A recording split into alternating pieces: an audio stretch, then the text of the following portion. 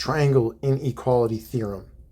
What this says is that A, B, and C are going to be side lengths of a triangle. And this is going to tie into Pythagorean theorem. A and B are going to be the two smallest sides, and the sum, or adding those two sides, must be greater than the remaining side, the longest side. So if there are two sides that measure the same, you're going to take the smallest one and one of the ones that matches the longest side. Obviously, that's not going to make a triangle because the sum of the two smallest sides would be greater than the remaining one.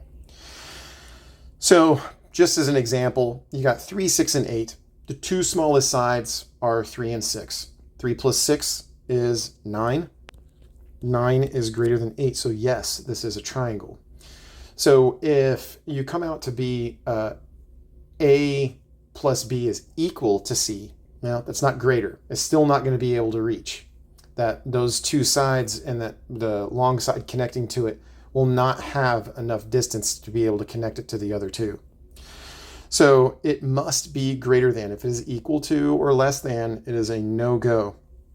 Also, a piece of advice, if you see that the numbers are out of order, go ahead and put them in order from smallest to largest.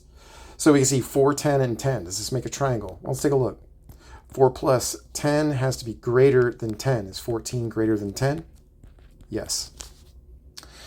We have sides 4, 7, and 8. So two shortest sides, 4 plus 7, and the longest side, 8. Is 4 plus 7 greater than 8? Yes, it is.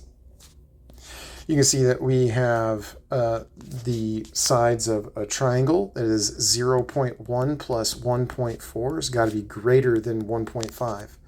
Is 1.5 greater than 1.5? No, it is not. It is equal to. Again, we have to think about it's got to be larger.